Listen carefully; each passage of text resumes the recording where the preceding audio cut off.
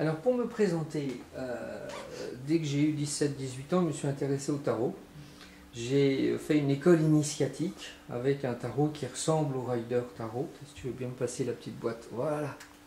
Ouais, donc le Rider Tarot. Et l'avantage du Rider Tarot, c'est que les mineurs sont imagés. Voilà, par exemple ici.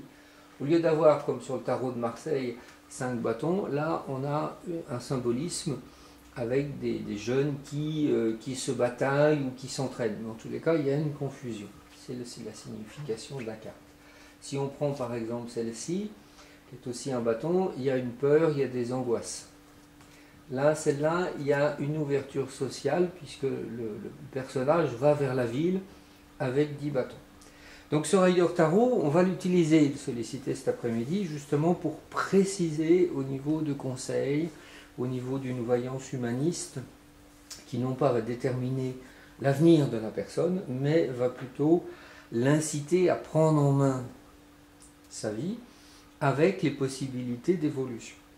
Ce matin, on va se concentrer beaucoup plus, et même je dirais exclusivement, au tarot de Marseille.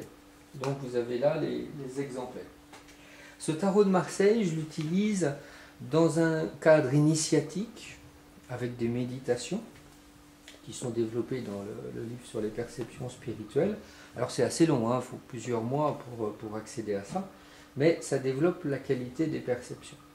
Ce matin, on va utiliser au niveau du tarot de Marseille que les majeurs pour faire des tirages les plus simples, les plus basiques possibles, et avec des réponses qui soient vraiment claires, précises, et qui ne demandent pas de se prendre la tête ou de lire le bouquin. Donc pour chaque carte, là il va falloir mémoriser, il y aura 1, 2 ou 3 mots-clés.